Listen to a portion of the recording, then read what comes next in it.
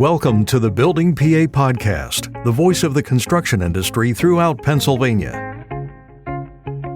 Here are your co-hosts, Chris Martin and John O'Brien.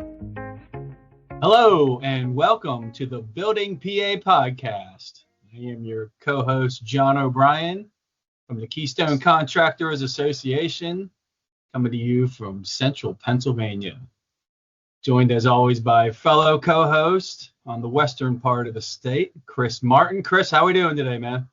Hey, John, how are you? I'm doing well, and thank you for that great introduction, as always. Hi, everyone. I am Chris Martin. I am president of Atlas Marketing, and we tell stories for companies that build things. And we're going to dive in today, John, with a pretty important one, right? Yeah. Pretty important. Are you excited? You ready for this? I'm ready, man. Like you said, I'm ready to run through a wall, like you said. So I feel like a young cheetah that's getting away from the mom out in the field for the first time, and I just want to stretch those legs. I want to run super fast. I'm excited about today. This is going to be fun. This is going to be awesome. I don't think anyone has ever referred to you as a young cheetah. No. Just say it. I played quarterback back in the day, back a long time ago, and the coach would always say, "John, you're not a running quarterback. Do not run." But in my head, mentally, I'm a cheetah. Yeah. Oh yeah. I hear you.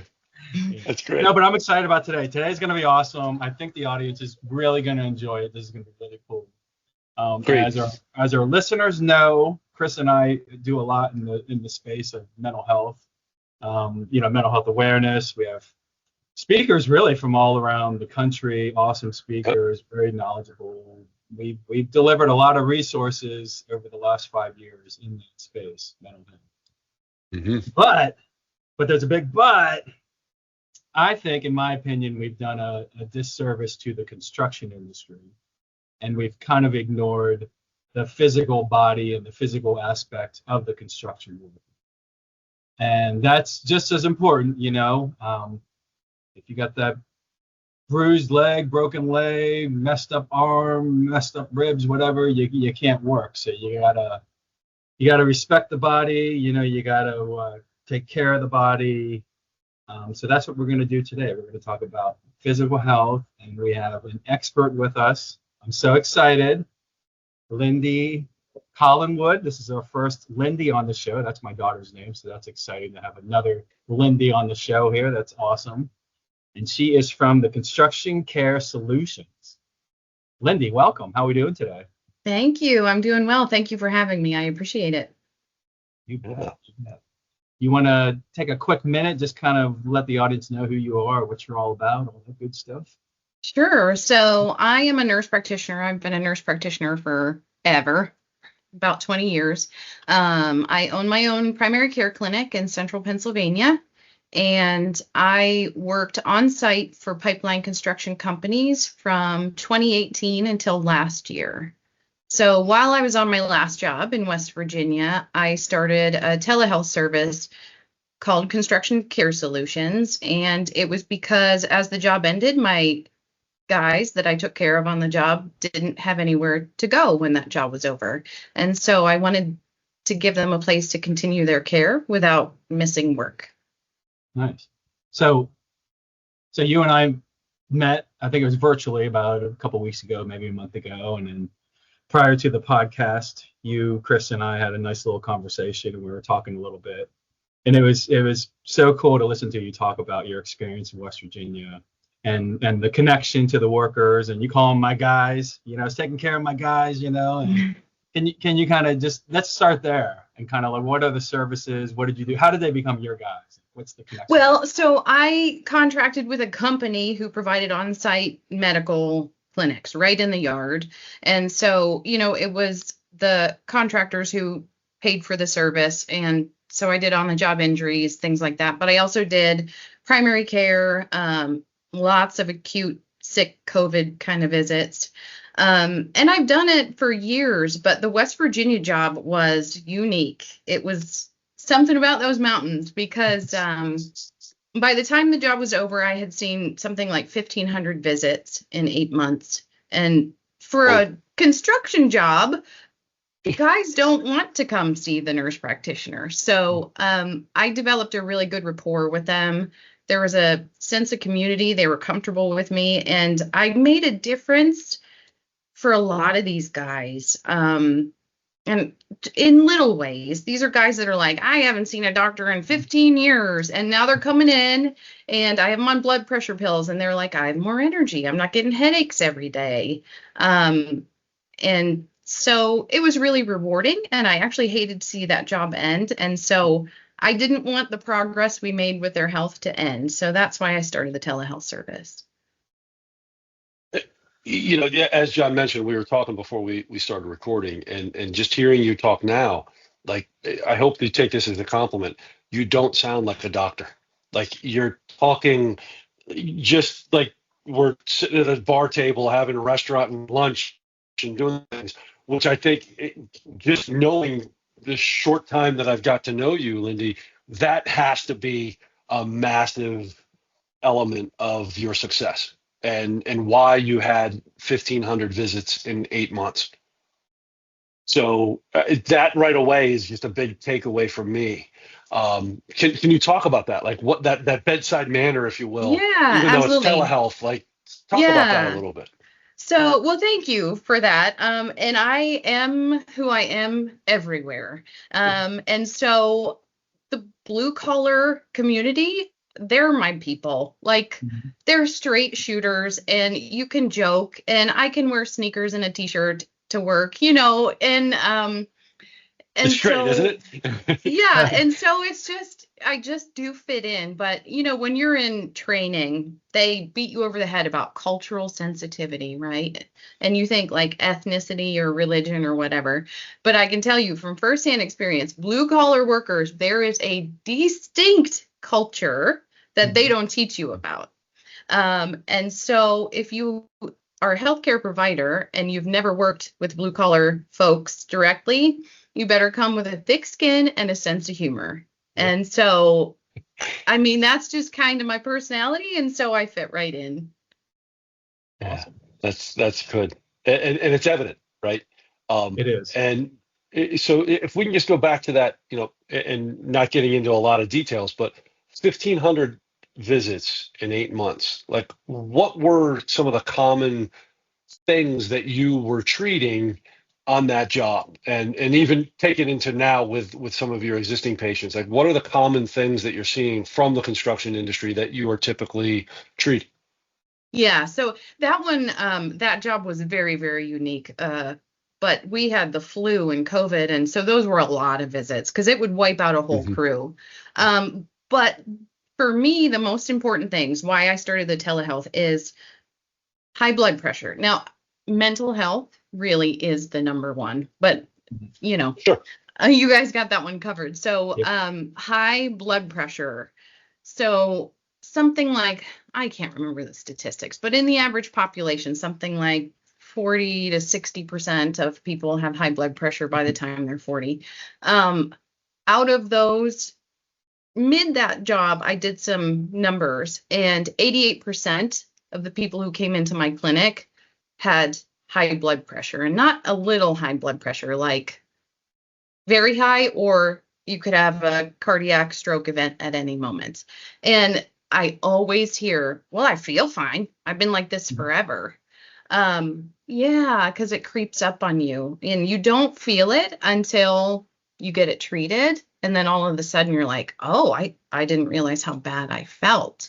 And so I would say high blood pressure was probably the number one thing I treated. Okay. Interesting. Yeah. So are you doing any more project? Are you still covering projects, or are you strictly doing telehealth? No, so I'm off the road for now. I opened my own primary care clinic.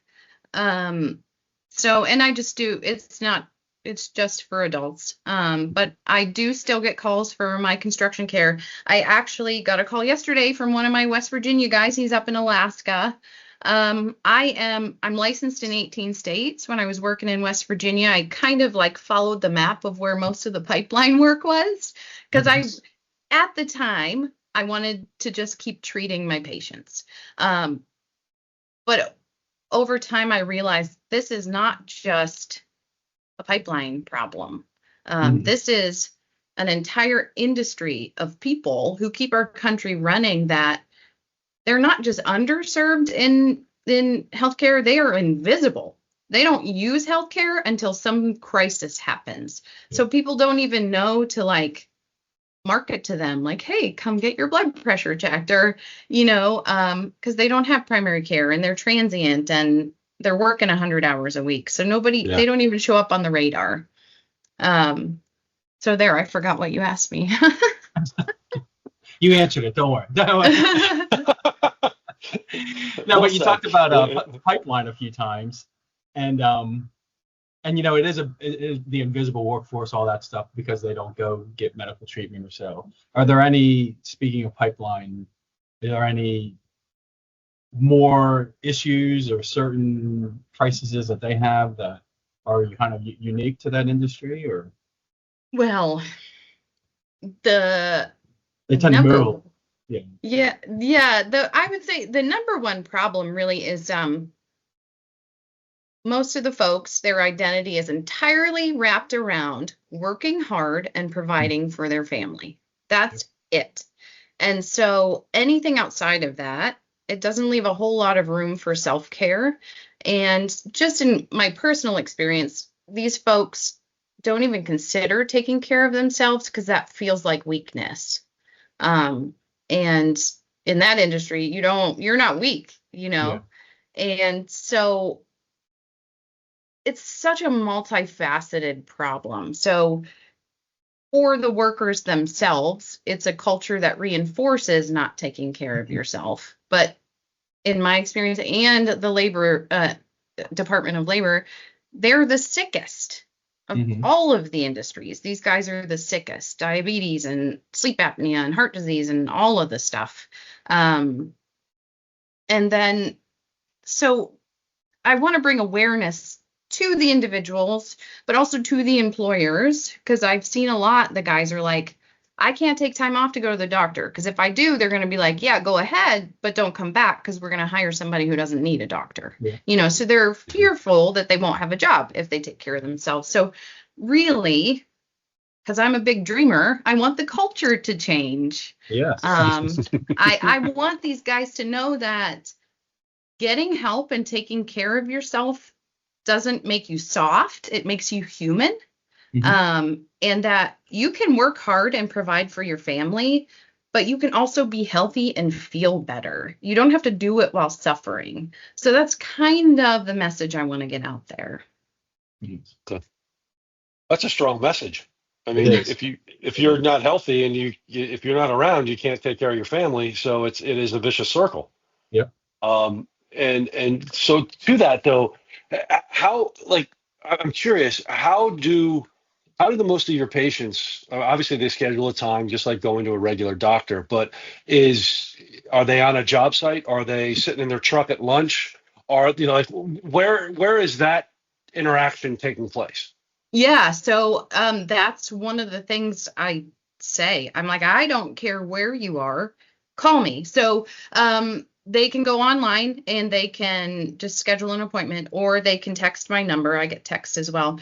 But oftentimes I just pick it up and we FaceTime real quick, but they're usually in the cab with a low boy, or they're standing out on the right of way, or they climbed up the hill where they got better service. I've had a couple guys call me from the job, Johnny, I don't care where you are. The whole purpose is I would rather you stay at work and get quality healthcare in 15 minutes than take a full day of work and sit in the lobby and see a person who doesn't understand what you're doing and labels you non-compliant and all of this stuff. So yeah, I'm like, call me at 9:00 at night, call me 5:00 in the morning. I'm available because I want them to have care. And actually here at my clinic, my brick and mortar clinic here, I do half Saturdays every other Saturday, and I do evenings every other week, specifically for the folks who don't have the luxury of running to the doctor over lunch break. And one quick follow-up question to that, John, before you jump in, because I know you got a question, but you said it takes about 15 minutes. Is Is that the typical length of time that you're seeing somebody? Because quite honestly, that seems like a lot, like a long time compared to other doctors and physical visits. Oh, So can you, really? well, I mean, I'll be honest, I've been to the doctor in a long Yeah. time, and Yeah. and I have an appointment coming up in September. So like it's coming. But the Yeah. reality of it is it seems like it's always like, okay, yeah, you're over, for me, you're overweight. You need to, lose some weight. Other than that, you're fine. Yeah. And on to the next thing. Yeah. Yeah. So, but like when you said 15 minutes, again, another number that sticks out in my head, that seems like you're spending m- an incredible amount of time talking to people to understand their situation and helping them, which I think is a positive thing. So, Yeah. so is that kind of the average that you're talking to people, or like how long does that last? Yeah. So in my clinic here, honestly, I opened this clinic so I could actually take care of people. So my new intakes are 45 minutes to an hour. I hit it all. The telehealth, these guys they're like, we're not digging into my family, my great grandmother's cancer history, right? So I would say, depending on what their complaint is, which they're not calling me for anything, it's either like GI stuff, or they have a cold, or they need their blood pressure pills refilled. And so, yeah, the visits are short and sweet. One of the things I always encourage, wherever they are in the 18 states I'm licensed in, I can send lab work to a local lab. I had a guy that was working in North Dakota a couple weeks ago, and I'm not licensed in North Dakota, but he had been hopping amongst states and going to all these different emergency rooms. And he finally got to the point where he's like, I need a specialist. I can't keep going to these emergency rooms, but I don't know how to do it. All my records are all over the place. And so I'm like, all right. So I had him sign a records release electronically on his phone. I faxed it everywhere it needed faxed. I brought them all together and I faxed it to a local specialist there.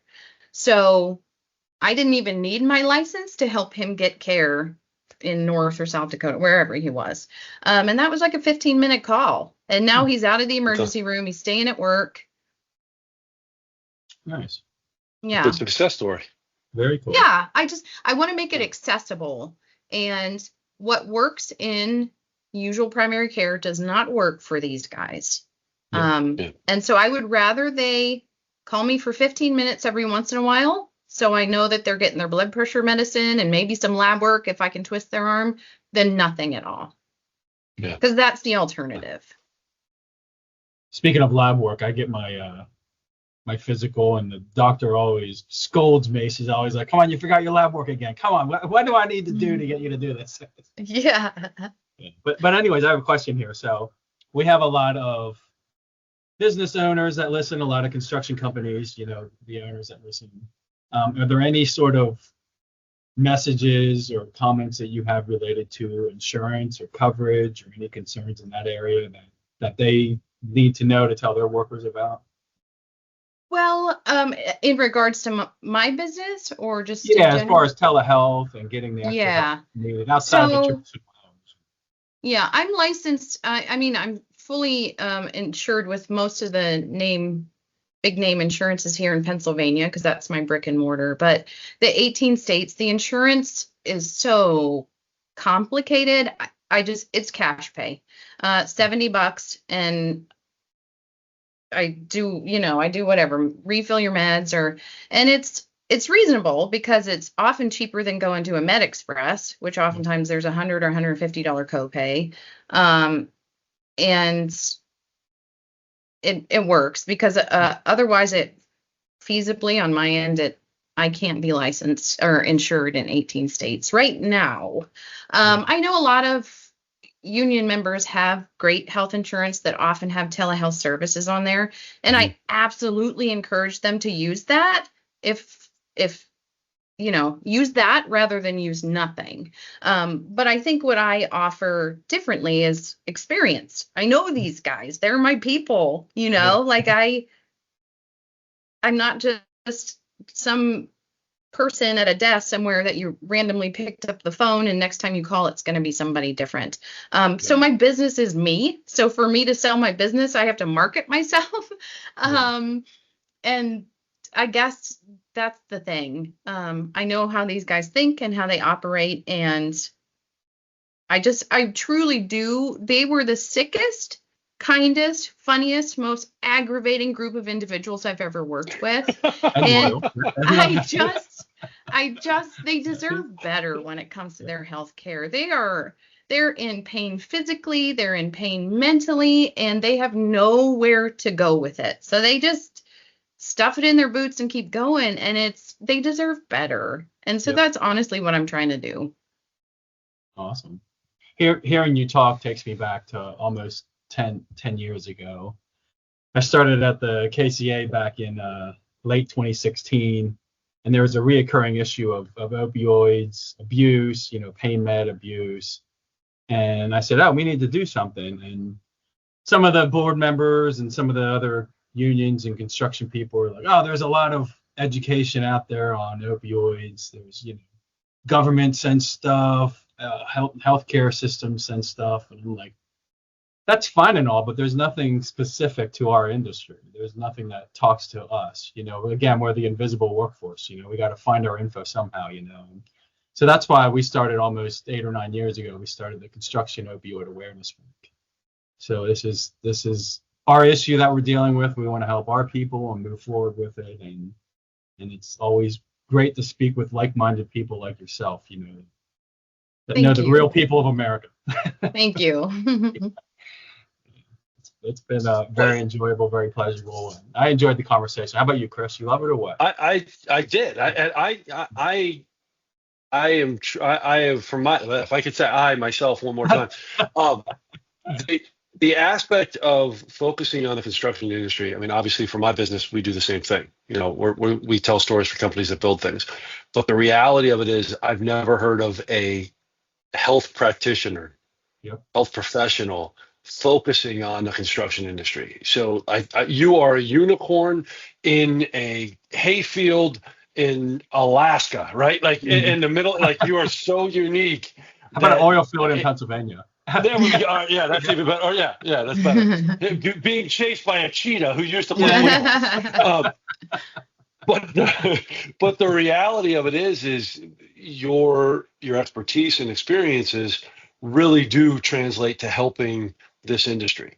And I hope that more people, will find you and start to help and use your services, because I think that is extremely important to the industry. And it's, not just Pennsylvania. So I'm really glad that we had a chance to talk. I think this would be something that is really, really good for the industry. And if we can help, I mean, as John said at the beginning, we spent a lot of time raising awareness of mental health, and I agree with John 100% wholeheartedly. We need to start focusing on the physical well-being of our guys, and really start helping people. So the more that we can get this out, I think the better it's going to be. So, is there a website, phone number people can get a hold of you in some way, shape, or form? We don't want to give out your text number because you'll get technically bored. No, absolutely. It's myconstructioncare.com, and all of my information is there. Okay. Perfect. We'll get that out. We'll include that in the description of the episode. And Linde, thank you so much for not only joining us, but for what you're doing to help people in the industry. And all the best to you. And we'll go from there. Thanks so much. Yeah, thanks for coming on the show, Linde. Thank you. Thank you for joining the Building PA podcast. To stay up to date, follow us on LinkedIn and Facebook, and visit buildingpapodcast.com to subscribe to upcoming shows. Thanks for listening.